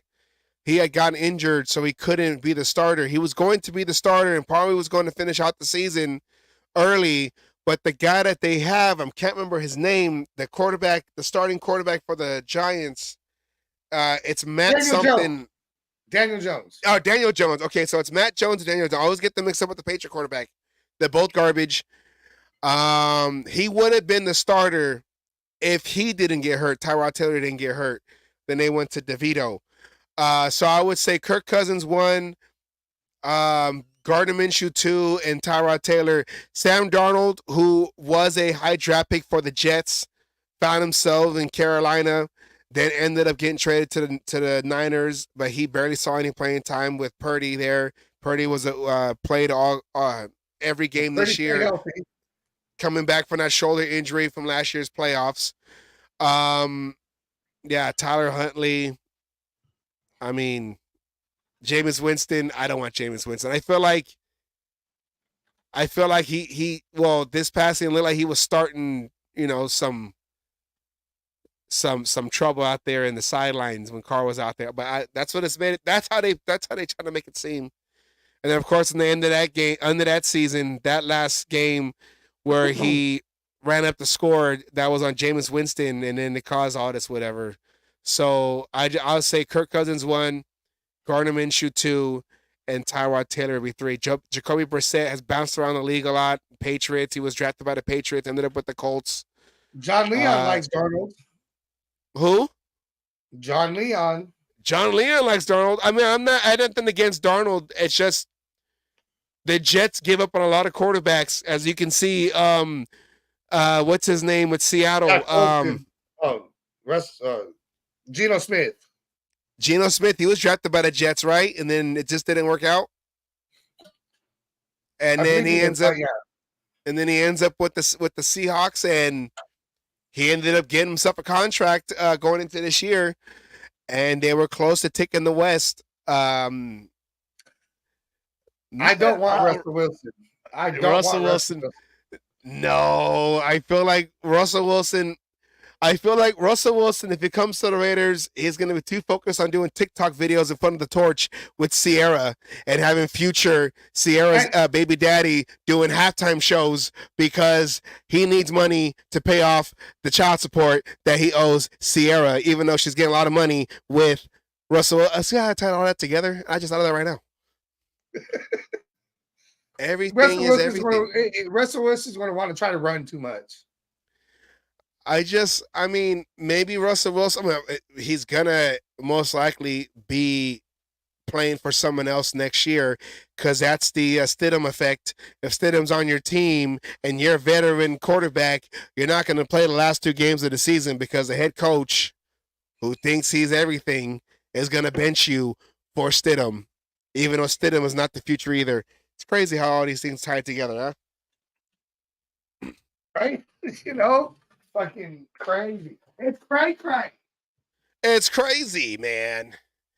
So I developed a way. We're going to go back in time, Kay. See this? I got a flux capacitor. Doesn't work right now. I got to charge it. We're going to go back to 2001. We're going to stop Brady and Walt Coleman from calling that play, an incomplete pass, and we're gonna take it. We're gonna win the Super Bowl then, and then we're gonna win the Super Bowl because we're gonna keep John Gruden, and we're gonna beat whoever. It's not gonna be the Buccaneers. It's probably gonna be the Eagles, and we're gonna beat Andy Reid in the Super Bowl, get 2 rings, 2001 and 2002, and that's how we're gonna go and get our 5th ring. I'm gonna go back in time and do that. Yeah. Did you missed the whole thing I just said? I did. I'm sorry. Say it again. All right. I said, okay, we are going to go back in time. I got a flux capacitor now, all right? I got to charge it. I'm going to put this onto my 84 Monte Carlo because I think it only works with 80s cars. And we're going to go back in time. And we're going to end up in Foxborough, and we're going to prevent the tuck rule from happening, okay? And the movie is going to be called, they're going to make a movie out of it, and it's going to be called Silver and Black to the Future. We get the dynasty. Patent pending, okay? Patent pending. See, I told you there was flux capacitors out there. Yeah, I know, and it is on AutoZone. They have it there, but it's like, oh well. Hey, I'm telling you, you can buy it at Home Depot. Don't play with me. I was just in Home Depot this past weekend because I had to go fix the sink over here. I was just at Home Depot. I'm gonna go be like, can I get a flux capacitor, please? They probably gonna be like, what is that, sir? You know, because they got all young people that work over there. They don't want to flux. I probably got to go, like, you know, is there like a secret shelf or aisle that sells stuff like flux capacitors and plutonium and whatever it was that made that robot chick in Real Science.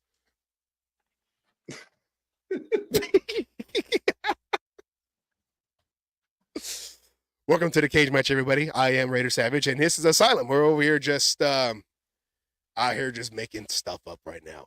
So with that, like I said, the next one that we're waiting for, and they're having a lot of interviews, is the offensive coordinator position. With this list, going back to this list, you don't want Kingsbury. Demon King says he likes Kingsbury. He likes Kubiak. I just put it together that maybe Mark Brunell, the ties with Coughlin and the Jaguars in 95 and 96, Mark Brunell. You like Zach Robinson. Edgar Bennett has been with the Raiders staff since, I want to say it was 2018 or 19. He was under Gruden. He's been there for a long time. But you know what? To be honest, the Raider receivers, I mean, of course you have Devontae Adams. He's going to find his way to get his numbers because he is an all-pro, Hall of Fame numbers. And you did have the emergence of Myers, but whether it is the playbook, the scheme, the receivers weren't finding a lot of openings in these plays. I don't even know if he'll be on the coaching staff next year, Edgar Bennett. Maybe not. Maybe not. And like I know this is all, AP is building the coaching staff up. Like I said, we need a new offensive line coach because Carmen Sandiego went to the Giants. I don't know his last name. Do we do? It's Basilia, some shit like that. Whatever. Carmen Policy, San Diego. I don't know. Do we consider? I don't even know if he's still coaching anymore. But Tom Cable, Part 3, offensive line coach. It couldn't hurt on shit, honestly. I mean, fucking, we just got to get the right players. I mean, that's going to help. But that's where free agency and the draft's going to come in. You know who was a name that's not on here? And I got this list, like I was building this list as I was hearing names. But the one name that I didn't see on the many lists that I saw is a big name offensive-minded coach. He's not on this list. Bieniemy. Yes, that's true. I've heard that too. But John said he says no on cable. Yeah, you know why? Because we're all streaming now. No more cable. Cable was good at putting offensive line combinations together when the starters were hurt. But I think his last time with the Raiders, and it was with John Gruden, after John Gruden traded away Rodney Hudson to the Cardinals, and Jackson to Seattle, right? That next year, Carr was getting sacked left and right. That was in 2018. Carr was getting sacked left and right. So yeah, Tom Cable. I don't even think he's still in the league anymore. I haven't heard. I think we talked about that. I don't think he is. Yeah, so I think just like I was looking up other coaches, and you know who else is not in the league no more after getting let go by John Gruden finally? Who? Paul Gunther, defensive coordinator. His last coaching stint was defensive coordinator, and I believe it was 2020 when they finally fired him mid-season. About fucking time. That was so horrible. Remember Jason Tarver, defensive coordinator? That was horrible. You know, but in that press conference that we had today, you know who was also in the audience? No, I don't know who was in the audience. Reporters? Well, duh, yeah. But I'm talking about coaching. Patrick Graham was there. Yes, he did. He did say hi to was Patrick. there. Patrick Graham was there. Even though he is supposed to be going for his second interview with the Seattle Seahawks, as we all remember, they let go of Pete Carroll. They offered him. They didn't let him go. They demoted him. They got him off the field, but he's up in the office now. So they say. That's a demotion. I guess, right? That's like you're. It depends if you go from head coach to consultant. You remember? Do you remember the old commercials? It was like Nike. I think it was Nike. And they had that one commercial with the offensive line, the office linebacker Terry Tate. It was that big black dude in the red jersey, and he was going around tackling folks who didn't refill the coffee mug or didn't recycle.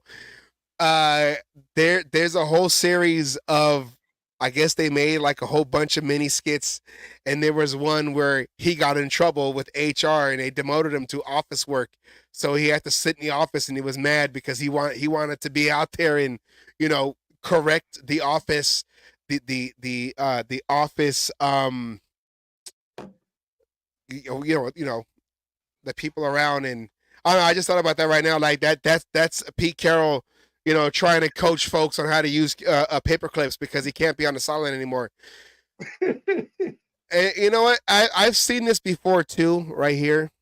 John says, Hugh Jackson. Do you bring back Hugh Jackson? Hugh Jackson's last coaching stint was back with the Bengals.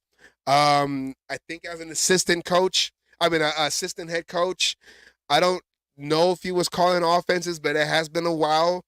I don't since he's been coaching. I liked Hugh Jackson as a head coach. I felt like he should have got a second chance or a second year, but that year Al Davis had died going into, what was that, week 4? 11. It was against the Texans. And we lost our quarterback. We lost Jason Campbell the following game against the Browns when he busted his collarbone. I felt like Hugh Jackson could have got a second year. I mean, he should have got a second year. He just had to work on his, he had a lot of in-game time management issues. Yeah, he did. And then his statement about, the Carson Palmer trade for, the best trade in NFL history. I mean, Carson Palmer, he had just he quit on the Bengals. Basically, he quit on the Bengals. He said he was going to retire. He was sitting on the couch. Yeah, casting couch. He found himself with the Raiders, and I mean, Palmer was okay. They try to throw him in that first game. That next game was against Kansas City at home. He wasn't supposed to play, but we had Kyle Bowler and the other one, Matt Flynn. No, the one from I think it was from Berkeley, and he was drafted by the Cardinals. We had both of them on the team through pick six, couple pick sixes. Then they try to bring Terrell Pryor in. He ends up getting hurt on a handoff. He hurt his knee, I think. Yeah, and then they threw in there Carson Palmer, and he threw 2 pick sixes because he was still. He just got there like 4 hours ago. He just got off the Oakland International, took the BART took the AC Transit to the Coliseum, and hey, I'm playing already. That only worked for Baker Mayfield. And you're right. He probably took BART. He probably took BART. He walked over the catwalk, and he was like, "Wait, I'm playing now, Really? Only person to do that was Baker Mayfield, and we know that from last year, or not this past season, but the season before, when he was playing for the Rams. So, And beat um, us.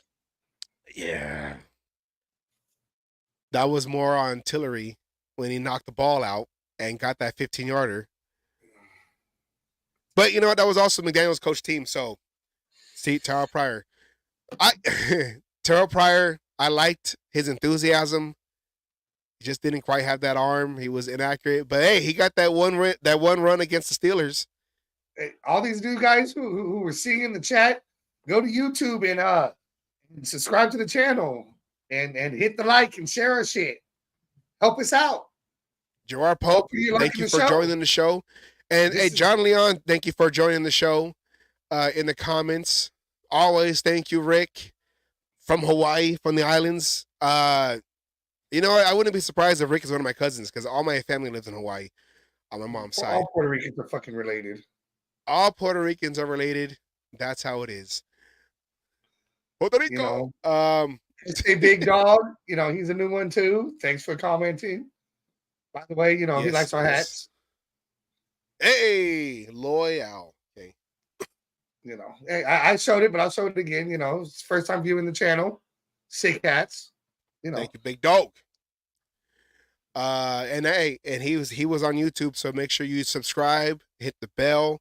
Every Wednesday we'll be on, and for special announcements, we didn't come on last night because I mean the GM was a big deal, but it wasn't as a big deal as AP's announcement on Friday. I mean, yeah, it wasn't a big deal. We knew we were coming on today, and we really needed that day to, you know, take it in, and we didn't want to do a show straight off a reaction. We wanted to, you know, at least do our research, find out more about what's going on, and when we gave our opinion on this hire, we wanted to make sure, you know, it wasn't straight emotion and everything. So we figured and then the best thing to do was take the night, process it, and give you guys some information on the hire. And if you missed it, go watch the beginning of the show and you get my opinion on why I said it was a smart hire instead of a fucking safe hire. Yeah, and that's what people are saying is that Mark Davis didn't want to do the rookie GM thing again. We're going to kind of recap a little bit. That he was afraid to hire Champ Kelly, even though he was the interim last year, and they do tie the Jack Jones acquisition off the streets, coming from waivers from the Patriots as one of his main big hires. But that was also an AP guy. Yes. Champ Kelly, though, he's still on the Raiders staff. He's an assistant GM, so he basically kept the same title like he had under Ziegler. He's still and the Panthers, right? That interviewed him. They already filled in their GM spot.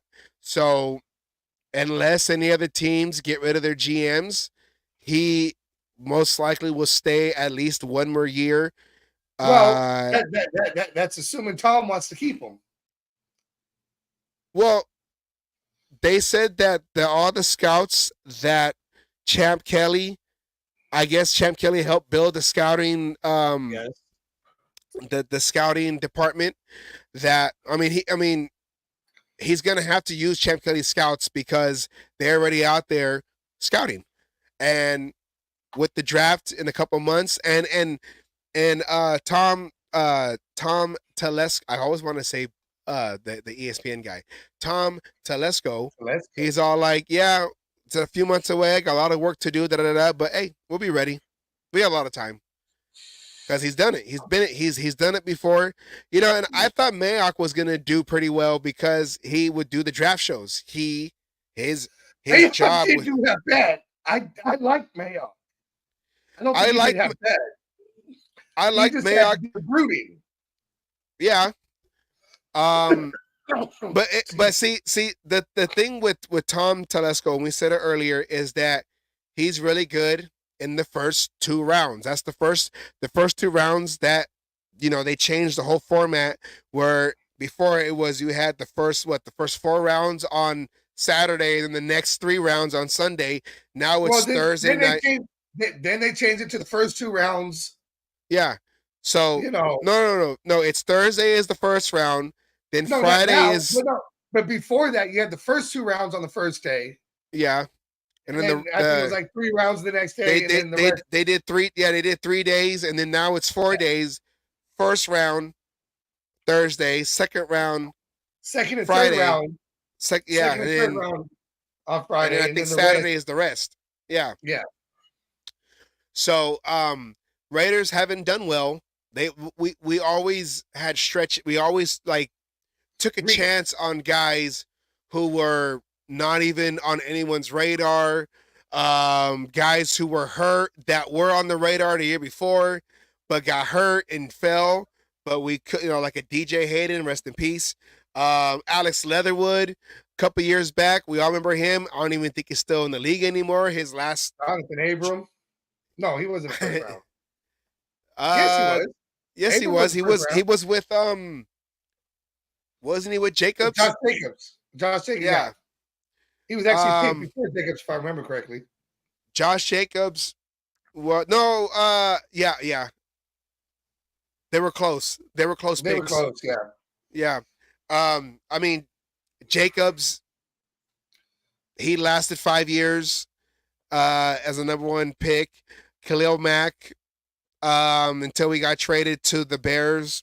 Well, Khalil Mack did work out, but everyone was at the time he got drafted because he came from a no-name school. Buffalo. It was like, what the fuck were you thinking? He actually panned out. Yeah. But we got lucky on that one. I'll say that. We got lucky with that one. Remember, was it Conley? The cornerback? Oh, yeah. Conley, who went to the Texans when he left us. Didn't we trade him away? Garyon Conley. Didn't we trade him away? Yeah, we traded him to the Texans. Yeah. It was funny. We were this past week, we went to a thrift store. And my stepson was going through like this box that they had over there, and it was a whole bunch of like cell phone covers, cell phone cases. And one of them was a Raider one. He goes, "Oh, look, it's a Raider one." And I saw it, and it said Conley on it. And I'm all like, no, throw that away. That's garbage. Okay. Oh, so he's with Peters then.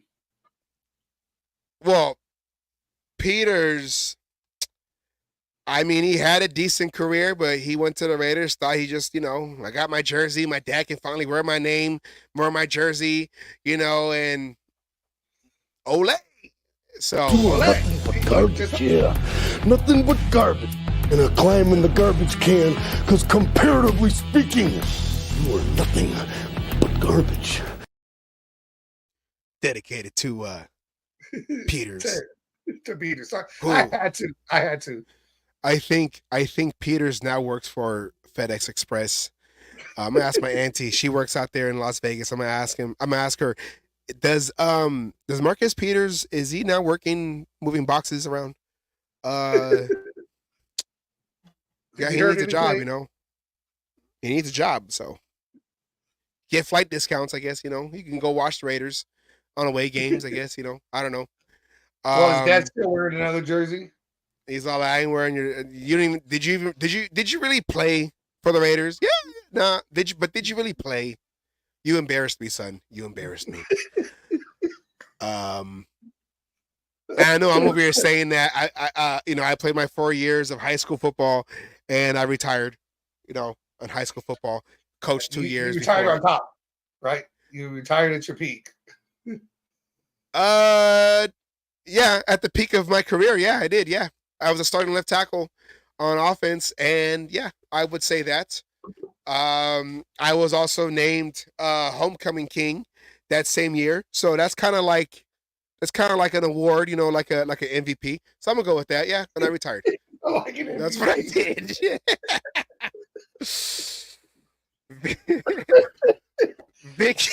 Vicky is in the comments. Hello, Vicky. How you doing? Go to YouTube. We represent Homer. We represent Homer. Again, she shot you out to Asylum. We represent Homer. If you're watching this on the Raider Homer channel, we appreciate it. We represent Homer. Homer is a family man now, but we do keep what he built going along, coming along, because Homer, I learned under Homer doing all this and everything. So I'm on the Homer tree. I think. Well, so you're the man on campus. Look at Kate. I'm telling you, right? I'm telling you, the Tennyson varsity jacket right there. See that? City champs, freshman year. We beat every school in Hayward. Okay, we beat them all. Number 75. But apparently not the three teams outside of the city. Okay, we beat Bishop O'Dowd. We beat San Lorenzo. No, we didn't beat San Lorenzo. No, we beat San Lorenzo. We didn't beat a Royal. We didn't beat a Royal. But we beat Hayward High. De La Salle is not going to go play at Tennyson. De La Salle was independent because they had that long 150-something game streak. Hold on. But I was with Logan Colts, and we played De La Salle. Yeah, because Logan was good. But back then, they were I think they were in the same league. But when De La Salle started getting, they had that long streak, they basically, you had to go on a waiting list to try to play De La Salle. De La Salle, though, so Hayward, so when I was in high school, this is, I was my 3 years on varsity from 2001. So, no, 2000, 2001, and 2002, the actual calendar years. I graduated 03. Lancers, baby. Lancers, baby. I was getting there. Calm down. Hey, I am a Lancer. Okay. And I was a Colt. So what's your point? Yeah, we lost to the Colts. That's why. That was you. It's a bad juju. We during that time, San Leandro High School and Hayward High were always competing for the HAAL division crown. That was the Hayward League. And then after that, they would end up playing De La Salle. San Leandro won 1 year, and then they went and played De La Salle, and they got scraped. And then Hayward High, I think they won. De La Salle, I'll be the first one to say De La Salle cheated. They recruited. Well, they didn't even have to recruit. The players were lining up to play for them. It's still recruiting. I mean, I know, but I'm saying is that they didn't even have to recruit. That's like Hayward High over here. Players, they would try to find addresses in the Hayward Hills so they could be eligible to go to the school, so they can go and play for Hayward High, because Hayward High was taking over the league. Basically trying to be that powerhouse over San Leandro. Bishop O'Dowd they were good, but they weren't good enough. They were phased out at the end of the season. Castro Valley was middle of the pack. That was also in our league. Mount Eden, us, Tennyson, San Lorenzo, we were all on the bottom tiers. In fact, a funny story, my junior year, us and Merle Catholic, who was also, they were kind of in the bottom. Merle Catholic was also in the Hayward League. They were off a mission right there by the cemetery, by the old Kmart. We go into the last game of the season. We had no wins. Both of us go into the last game of the season. So one of us was going to go and have that one win. We go and score. So we were up by 6 points. Hayward High gets the ball. It's like under 2 minutes. It's like 4th and 20 something, and they went trips right. And the middle DB in that trips formation, so he was covering the middle guy, that slot guy basically ish, I guess. Yeah, he was up on the guy, and our whole sideline was all like, back up, back up, back up. Back up, because he was right on the line. And when he heard us, he turned to the sideline. The ball was snapped, and he tried to come back to the line of scrimmage. But because his feet was tied up trying to readjust, he fell over. The guy ran a post. So he cut his post early. So it was like a slant. And quarterback found him right in the middle of the field. Safety was trying to chase him from the other side. He ended up scoring. Now the game is tied. The clock had ran out, but he scored. The game was tied. Now they're going to kick the point after. We blocked the point after. Actually, no. We still had maybe 50 seconds left. So we got the ball back. We 3 and out. The game is over. We're thinking we're going into overtime. Referees were like, no, there's no playoff implications.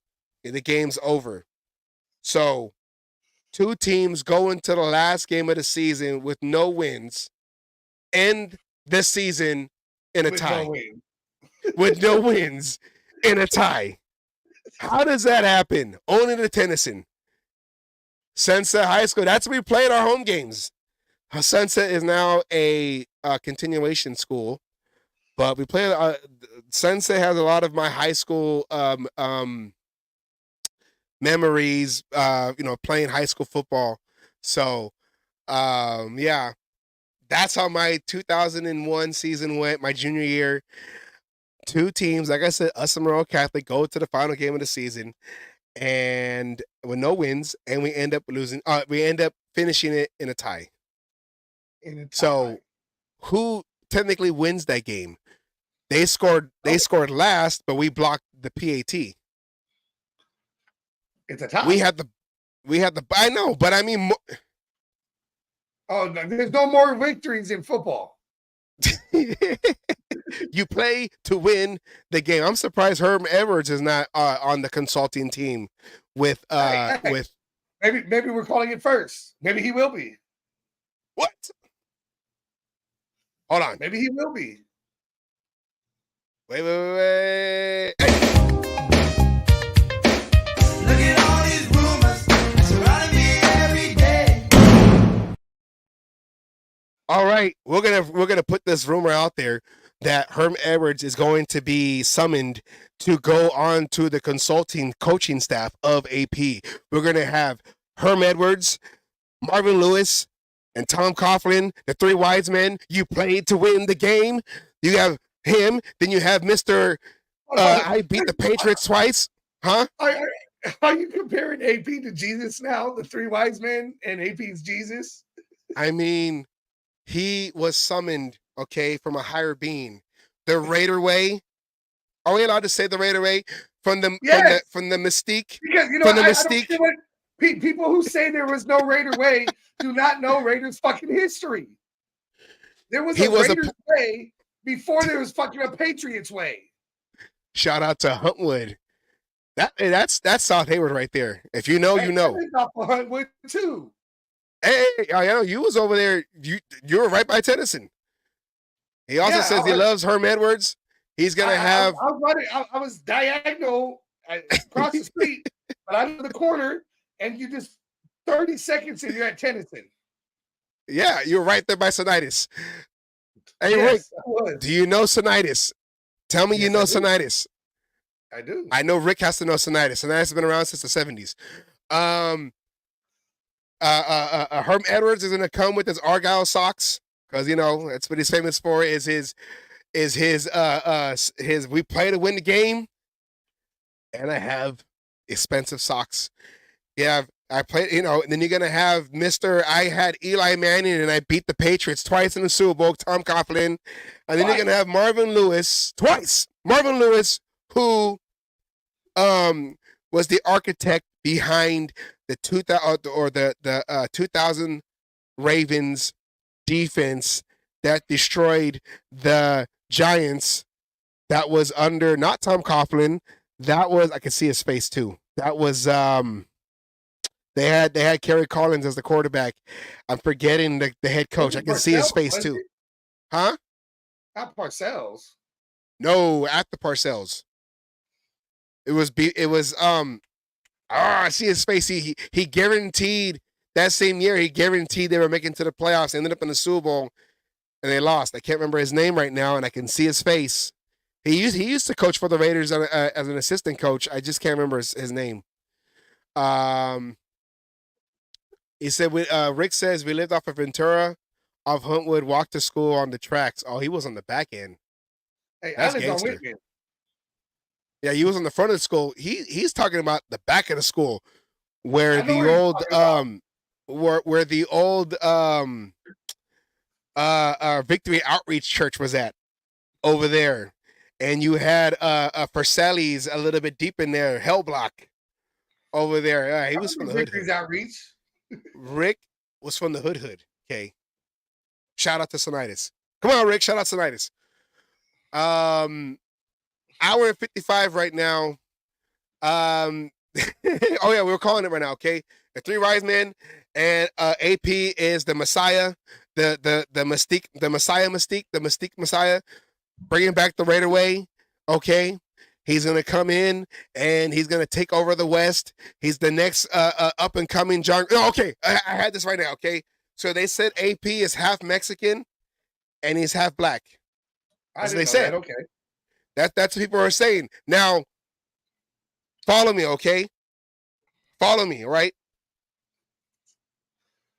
Who was the linebacker coach who became the head coach and won Super Bowl 11? Madden. AP got that. Well, not the Super Bowl part, but linebacker coach turned head coach. Okay. Who was what nationality was Tom Flores, the coach that succeeded John Madden and won 2 Super Bowls, 15 and 18? Mexican. Okay, AP's half of that. And here we go. Who was drafted as a Raider? Now, I know AP didn't play for the Raiders, but he was a Raider fan, so I'm going to go with this, okay? Who was the after Tom Flores, then they brought in Shanahan. Shanahan gets fired, and he's replaced by who? He was interim, then he became the head coach up until 1994. Played left tackle for the Raiders in the 70s. That's all. I mean, God damn it. Now I fucking just drew a blank. I know who you're talking about, too. Fucking Number 78, Art Shell. Art Shell, thank you. God damn it. And what is Art Shell? What is he considered as when he was a head coach? What was his when he was hired? He was the first black head coach. Half of AP. So AP has John Madden bloodline with John Madden, the path of John Madden. No, he has the John Madden pedigree. Yes. With the Tom Flores and heritage. Art Shell bloodline. Who was the interim head coach that became the head coach that took over the control freak who tried to change the way the Raiders were in the 80s of Mike Shanahan, brought him from Denver. He didn't work out, sent him back to Denver. You put all that together, you have AP.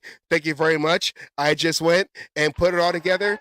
Thank you. The Messiah is here, the Raider way, John Madden, Tom Flores, Art Shell. And I know Art Shell didn't make it to the Super Bowl, but he did go to the AFC Championship game. He also did have Bo Jackson. He got hurt against the Bengals before he went to go play the Bills in the championship game during the time that I'm putting it all together, okay? Conspiracy theory? I don't think so.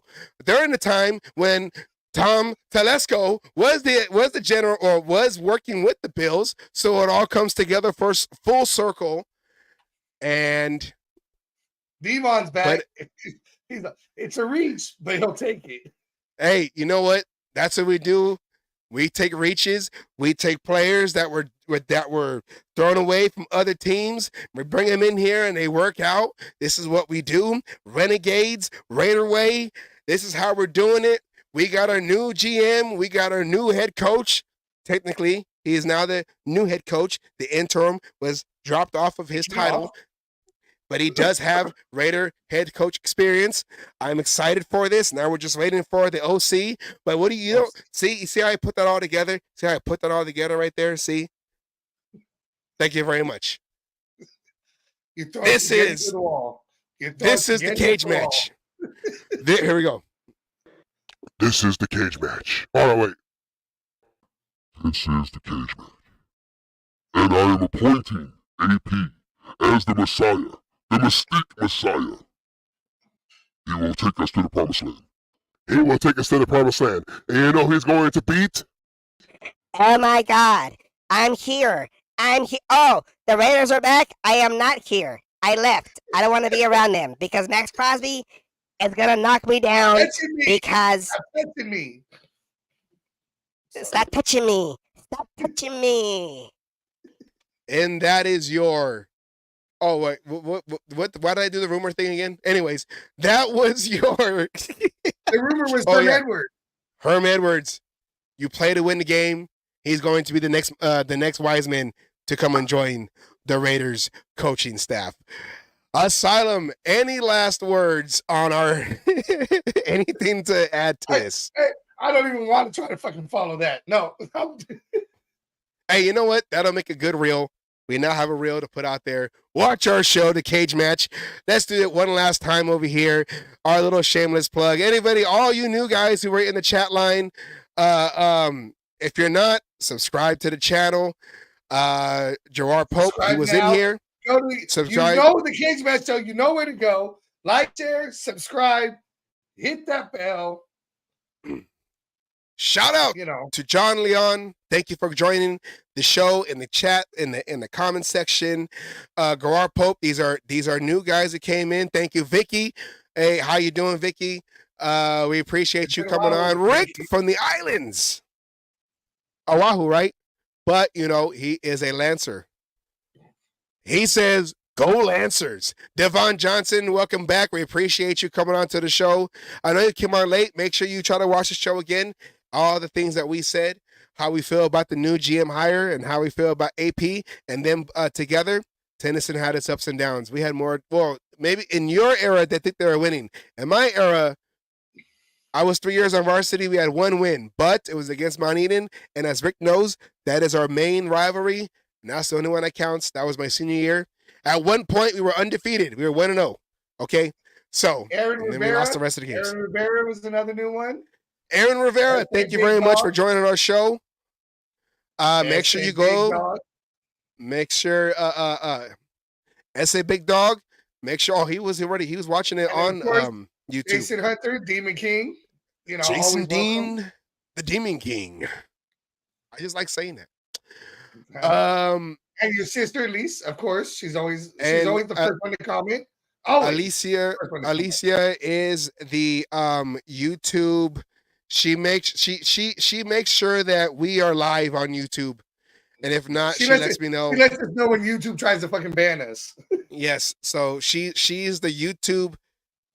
Whoever blows the whistle on the YouTube sides, she blows the whistle for us against them. You know how it goes. Yeah. All right. With that said, oh yeah, see, that's what we're gonna do. Hey! Oh my God, I wasn't ready for that. I made it to YouTube. Thank you very much, Rick. For everyone on here, we want to thank you for watching the show. We're gonna be back next Wednesday. We're gonna be back next Wednesday with Patty. Sorry, Peggy. I was thinking of perspective. I'm sorry, Peggy. With Peggy's perspective. And a special guest. And a special guest. That will be named later. A special guest, which will be named on Wednesday. I'm just going to say he has deep Raider ties. So that's all I'm going to say. We got to do a little teaser so they know who it is. He has deep Raider ties. Okay. He's been in the trenches. He says, we're going to meet soon. Hey, Hayward, South Hayward on mines. Sinitis, baby. With that, good night, everybody. We'll be back next Wednesday. Unless there is any kind of news on OC, we might come on but we're going to be prepared for that so we can kind of get a background on the new OC and what we can expect from that coach and how the offense will run, and maybe even talk about what kind of quarterback they'll be looking for. So with that, we say good night. Thank you for watching. Good night. Devon, thank you. We're gonna end the show. Oh, before we go to the way we end the show, we're gonna do it. We're gonna end it beforehand, whatever we call it, the AP style. How AP ends his shit. Raiders.